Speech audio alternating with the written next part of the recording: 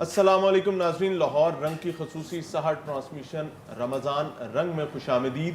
ہم اپنی اس خصوصی نشست سے ہمیشہ کوشش کرتے ہیں کہ ایسے موضوعات کا انتخاب کیا جائے کہ ہم بھی سیکھ سکیں اور ہمارے ناظرین بھی معاملات کو سیکھ سکیں، اور رمضان المبارک کا وہ مقدس مہینہ جس کا بنیادی مقصد تربیت ہے وہ مکمل صحت کے ساتھ حاصل ہو سکے۔ مجھے میاں عمران ارشد کہتے ہیں اور میرے ساتھ موجود ہیں اور میں ہوں آپ کے ساتھ مدیحہ الماس خان۔ اور جیسا کہ میاں صاحب نے آپ کو آج کے ٹاپک کے بارے میں، آج کے موضوع کے بارے میں بتا دیا ہے، کیونکہ سیکھنے سکھانے کی محفل ہے، اس میں ہم کوشش کرتے ہیں کہ خود بھی جن معاملات کے بارے میں ہمیں ابھی علم نہیں ہے آگاہی حاصل کر سکے، کیونکہ سیکھنے کا عمل جو ہے انسان کا وہ قبر تک جاری رہتا ہے، ساری زندگی جاری رہتا ہے، اور یہ ایک سعادت ہے۔ اس محفل میں بیٹھنا ہم ریٹنگ کے چکر میں، یقین کیجئے، ہرگز پڑھنے والے نہیں ہیں، نہ ہی ہمیں ریٹنگ کے چکر میں پڑھنا ہے۔ ہم سمجھتے ہیں کہ یہ سعادت ہے ہمارے لیے کہ ہم یہاں پر بیٹھے ہیں۔ اللہ تعالیٰ نے ہم سب کو جو اس محفل میں ہے یہ موقع دیا ہے کہ اس بزم کا ہم حصہ بن سکے۔ بہرحال کل میری طبیعت کچھ ناساز تھی، اور تب جا کے مجھے احساس ہوا انسان ہمارے روزمرہ زندگی میں اتنی بڑی بڑی نعمتیں ہوتی ہیں جن کا ہرگز ہم شکر ادا نہیں کرتے ہیں، لیکن جب بھی ہمیں تھوڑا سا اللہ تعالیٰ کی طرف سے اشارہ ہوتا ہے تو ہمیں سمجھ آتی ہے۔ اور تندرستی جو ہے اتنی بڑی نعمت ہے، آپ یقین کریں۔ اور آج کل جو صورتحال ہے، اس صورتحال میں آپ تھوڑے سے بھی بیمار ہو جاتے ہیں، آپ کو نہ صرف اپنا بلکہ اپنے اولاد کا، اپنے عزیز و اقارب کا، اپنے فیملی ممبرز کا، اور یہ بھی ایک فیملی ہے ہماری، سب کی فکر لگ جاتی ہے کہ اللہ نہ کرے ہمیں کچھ ہو، یا ہمارے جو پیارے ہیں، ہمارے جو عزیز و اقارب ہیں، ہماری وجہ سے کسی کو کچھ ہو۔ بہرحال پینل کی طرف آتے ہیں۔ معزز مہمان جو پینل پر ہمارے ساتھ ہیں، ہمیشہ کی طرح جو خوبصورت حصہ جو اس رمضان سحر ٹرانسمیشن کا ہیں، ہمارے بہت ہی پیارے بھائی علامہ ناصر مدنی صاحب، مذہبی اسکالر ہیں، کسی تعارف کے محتاج نہیں، اور بھائی جان بہت شکریہ۔ عمران بھائی آپ کا بھی کل اس بزم میں آپ لوگوں نے میرے لیے خصوصی دعا کی تھی، اور اسی دعا کے نتیجے میں آج یہاں پر موجود ہوں، اور آپ سے ہمیشہ کہتی ہوں کہ اپنی دعاؤں میں ہمیں خاص طور پہ یاد رکھا کیجئے، اور ہمیں آپ کے فیڈ بیک کی بھی ضرورت ہے، اپنا فیڈ بیک بھی دیتے رہیے گا۔ اور ہمارے ساتھ ہے جی عمران ملک صاحب ہیں، آپ بھی مذہبی اسکالر ہیں، بہت شکریہ اس بزم کا حصہ بننے کے لیے۔ اور تلاوت قرآن پاک، جیسے کہ ہماری ٹرانسمیشن کا یہ اصول ہے کہ آغاز ہم تلاوت قرآن پاک سے کرتے ہیں، تو قاری احمد حسن ثانی صاحب ہیں ہمارے ساتھ، بہت شکریہ بھائی جان آپ کی آمد کے لیے بھی۔ اور ہم شریف کے لیے، ہم باری تعالیٰ کے لیے ہمارے ساتھ ہیں سلیمان رضا قادری صاحب، بہت شکریہ آپ کی آمد کے لیے۔ اور تلاوت قرآن پاک سے ٹرانسمیشن کا آغاز کرتے ہیں، بسم اللہ کیجیے۔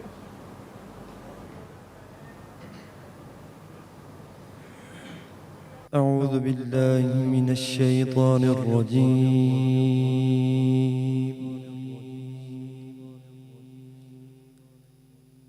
بسم اللہ الرحمن الرحیم،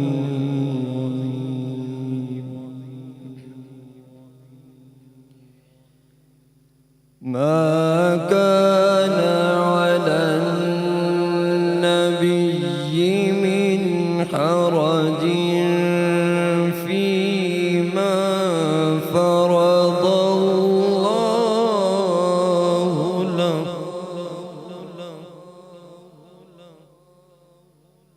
سنة الله في الذين خلوا من قبل، وكان أمر الله قدرا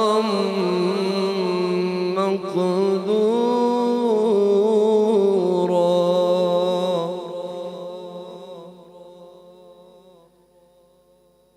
الذين يبلغون رسالات الله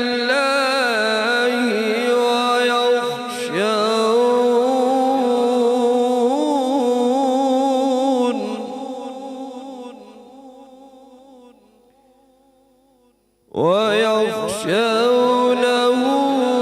ولا يخشون أحدا إلا الله،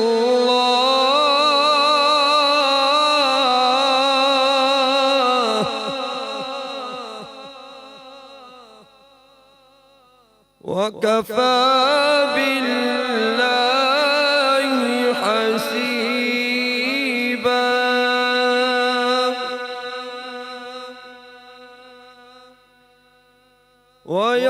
ويخشونه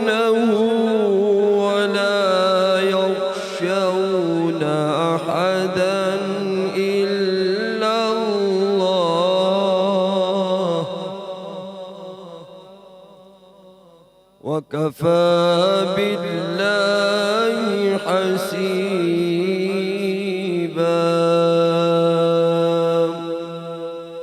صدق الله العظيم.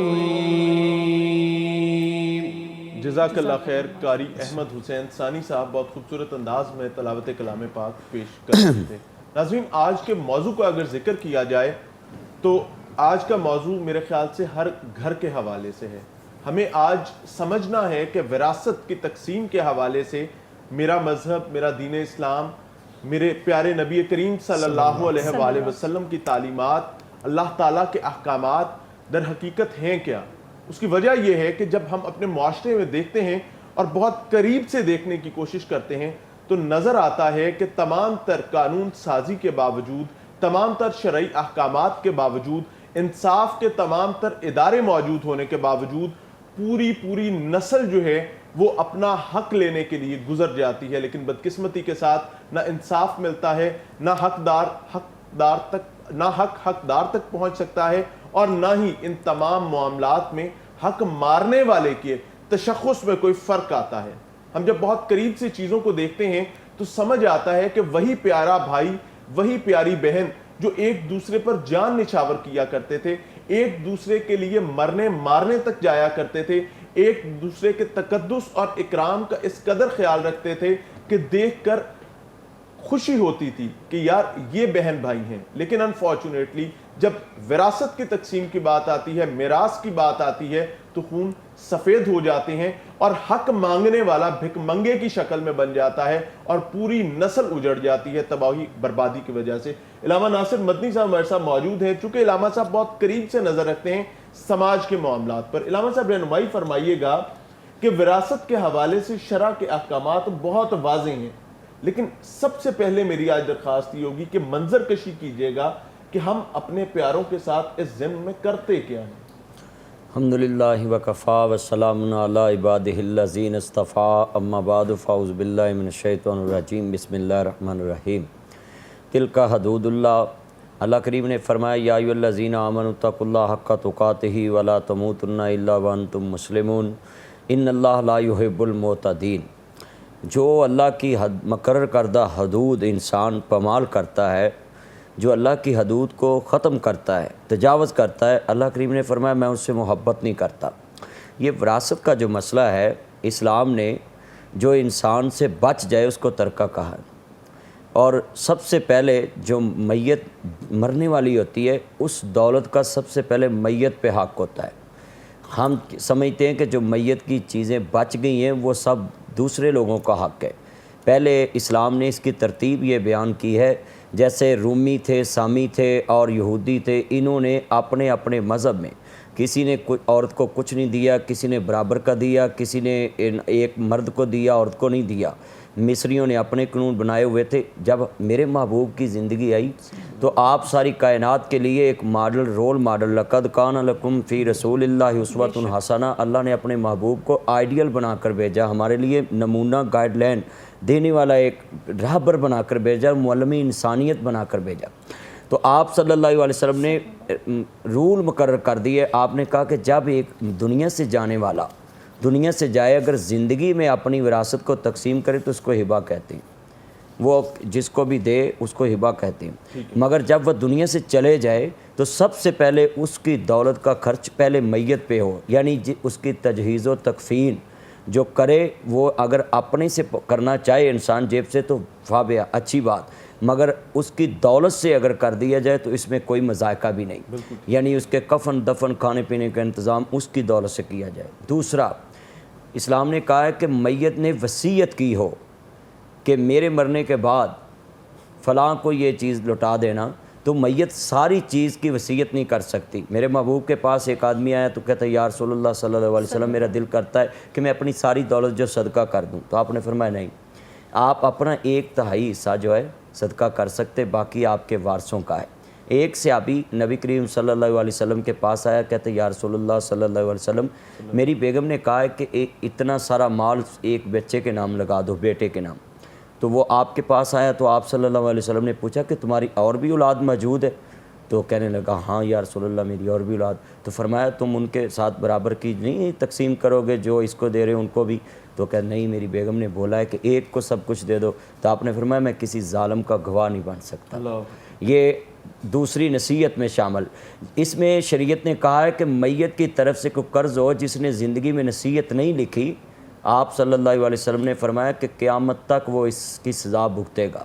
کہ جو اس نے کسی کا قرض دینا ہے اور احتیاطاً اگر کوئی دوست کو کسی بنا پہ کوئی رجسٹری منتقل کر دیتا کہ یار یہ میرے کاغذات ہیں اپنے نام پہ آپ نے رکھنے ہیں، گاڑی رکھنی ہے یا میری زمین رکھنی ہے، تو وہ اس کو چاہیے کہ مرنے سے پہلے ایک تحریر لکھ دے اپنے بچوں کو، یہ فلاں کی رجسٹری میرے نام ہے مگر ہے اس کی امانت ہے، یہ فلاں کے پیسے ہیں اس کے مگر میرے پاس امانت ہے. آپ نے فرمایا کہ اگر اس نے کسی کا قرض دینا ہے تو وہ لکھ دے، تحریر لکھ دے، اور نہیں تو اس کی زندگی فضول ہے. آپ صلی اللہ علیہ وسلم نے فرمایا کہ وہ آدمی تحریر لازمی لکھے. حضرت عبداللہ بن عمر رضی اللہ عنہ کہتے ہیں کہ میں نے اس دن سے تحریر لکھ کے اپنی پاکٹ میں ڈال لی کہ میرے محبوب نے فرمایا کہ اس کا جینا فضول ہے جس نے نصیحت نہیں لکھی، جس نے تحریر نہیں لکھی. اب ہمارے ہاں کیا ہے کہ اگر کوئی نہیں بھی لکھتا تو پتہ بھی ہوتا ہے بچوں کو کہ میرے بابا نے اس کے دینے، مگر وہ کہتے ہیں لاؤ کوئی تحریر. بھائی میرے محبوب نے یہاں تک فرمایا ہے کہ اللہ نے اس کا گناہ کا کفارہ ہی نہیں رکھا جو آدمی کہ لینے دینے میں تحریر نہیں کرتا. جیسے ہم تحریر پہ بول رہے تھے کہ پروگرام کر رہے تھے تجارت میں مسئلے میں کہ لینے دینے کے معاملے میں سودی کاروبار میں کہ لکھ دینا چاہیے. اسی طرح آپ نے فرمایا کہ جو تحریر نہیں لکھتا، جس طرح شرک کا کفارہ نہیں ہے کہ اگر انسان شرک کرتا مر جائے اللہ کے ساتھ اور اس کا کوئی کفارہ نہیں، اسی طرح اگر آدمی اپنا جو قرض ہے اس کے لیے نصیحت نہیں لکھتا تو آپ نے فرمایا اللہ اس کی دعا نہیں قبول کرے گا، میں اس کی شفاعت نہیں کروں گا. یہ آپ صلی اللہ علیہ وسلم نے فرمایا کہ تیسرا جب نصیحت یعنی جو قرضہ اس کی طرف سے ادا کر دیا جائے اس سے جو بچے وہ اس تمام وارثوں کا ہے. مگر اس میں سب سے پہلے عورت کو کہا ہے کہ اگر اس نے حق مہر ادا نہیں کیا خامد نے اپنی بیوی کا، جو اس کا مال بچا پہلے اس کو اس کی بیوی کو حق مہر دیا جائے. پھر اس کے بعد جو آگے انشاءاللہ ہم ترتیب بیان کریں گے کہ کتنے لوگوں کا کتنا حق بنتا ہے، ماں کا، بیوی کا، بچوں کا، جس کی اولاد نہ ہو اس کا، یہ آگے تفصیل آئے گی. یہ 3 کیٹیگری اسلام نے مرنے کے فوراً بعد بیان کی ہے. اس کو کہتے ہیں کہ میت کا جو ترکہ بچا ہے اس میں کیسے کیسے تقسیم کرنا ہے. اس کے ساتھ ہی اسلام نے یہ بھی بیان کر دیا کہ اگر کوئی آدمی اپنی وراثت سے کسی کو حق نہیں دینا چاہتا انصاف کے ساتھ، تو یہاں حدیث پاک ہے کہ آپ صلی اللہ علیہ وسلم کے پاس ایک جنازہ آیا، اس کی مذمت بیان کر دی پوری دنیا میں. آپ نے کہا کہ یہ جو وراثت کا نظام اسلام نے دیا ہے کہ کوئی ایک کے پاس دولت ٹرانسفر نہ ہو تاکہ ایک رشتہ دار محتاج ہو جائے اور دوسرا بھائی جو غنی ہو جائے. اسلام نے جو نبی وسائل ٹرانسفر کر دیے، تقسیم کر دیے دولت کو کہ کوئی غنی ایک نہ ہو، سارے رشتہ دار. جیسے وہ آج کل کا ہمارا نظام ہوتا ہے، کوئی مولوی صاحب کو آ کر کہندا مولوی جی ہے میں مسجد نا سارا مکان لاؤنا، تو مولوی نے کہنا بسم اللہ بھائی بسم اللہ لاؤن دے. مگر شریعت نے کیا کہا کہ وہ اگر کہنا بھی چاہے کہ میں سارا صدقہ کرتا ہوں تو شریعت اس کو بتاتی کہ نہیں تم اپنا ہی حصہ صدقہ کر سکتے ہو. شریعت نے تو یہاں تک کہا ہے کہ اپنی زندگی میں اگر تم تقسیم کرو تو اپنا حصہ الگ نکالو کہ تاکہ تم محتاجی کی زندگی نہ گزارو کہ اپنا الگ کر لو. تو یہاں یہ لازمی بات ہمارے ناظرین کو سمجھنی چاہیے، سننی چاہیے اور اس پہ عمل کرنا چاہیے کہ شریعت نے وراثت کے مسئلے پہ مذمتی بیان یہ دیا مصطفیٰ کریم علیہ السلام نے کہ جو اس سے باز نہیں آتے ان کے لیے آپ نے مذمت یہ کی کہ جنازہ آیا تو آپ نے بولا کہ اس کا قرض جو ہے انہوں نے یا رسول اللہ قرض تو اس پہ نہیں ہے، آپ نے جنازہ پڑھا دیا. پھر دوسرا جنازہ آیا، آپ نے فرمایا اس پہ قرض ہے، تو کہا جی قرض ہے، تو آپ نے فرمایا اس کے دینے کا انتظام جی اس کے باقی 3 دینار بچیں، تو آپ نے فرمایا ٹھیک ہے جی 3 درہم و دینار ہیں تو ٹھیک ہے میں اس کا جنازہ پڑھا دیتا ہوں، وہ اس کا قرض ادا کر دیا جائے. پھر تیسرا جنازہ آیا تو آپ صلی اللہ علیہ وسلم نے میرے مدنی کریم آقا نے فرمایا کہ اس کے ذمے کوئی قرض ہے یا رسول اللہ ہاں. آپ صلی اللہ علیہ وسلم نے فرمایا کہ پھر میں اس کا جنازہ نہیں پڑھاؤں گا، اس کے پاس دینے کے لیے بھی نہیں. تو حضرت ابو قتادہ رضی اللہ تعالیٰ عنہ کھڑے ہوئے کہتے یا رسول اللہ صلی اللہ علیہ وسلم یا سیدی یا حبیب اللہ میں اس کا قرضہ اتار دوں گا. تو آپ نے اس کا جنازہ بھی پڑھایا. اس کے بعد پھر اگلے دن اس کے گھر پوچھنے گئے بھئی اس کا قرضہ اتارا، تو کہتے یا رسول اللہ صلی اللہ علیہ وسلم آج تو نہیں میں نے اتارا. اگلے دن پھر آپ گئے. اتنی اہمیت ہے کہ میت کے اوپر جو قرضہ ہے جو اس کی وراثت سے کچھ بچا تو اتارنا چاہیے فوراً، اگر نہیں بچا تو کوئی مسلمان بھائی رشتہ دار عزیز اس کا اتار دے۔ تو آپ صلی اللہ علیہ وسلم کو کہنے لگے، عرض کرنے لگے یا رسول اللہ میں آج اتار دیا ہے۔ آپ نے کہا آج تیرے بھائی کی قبر میں اللہ نے ٹھنڈک بھیجی ہے، اگر تو نہ ادا کرتا تو یہ عذاب میں مبتلا۔ اللہ اکبر، کتنے جامع انداز سے آپ نے سمجھایا ہے۔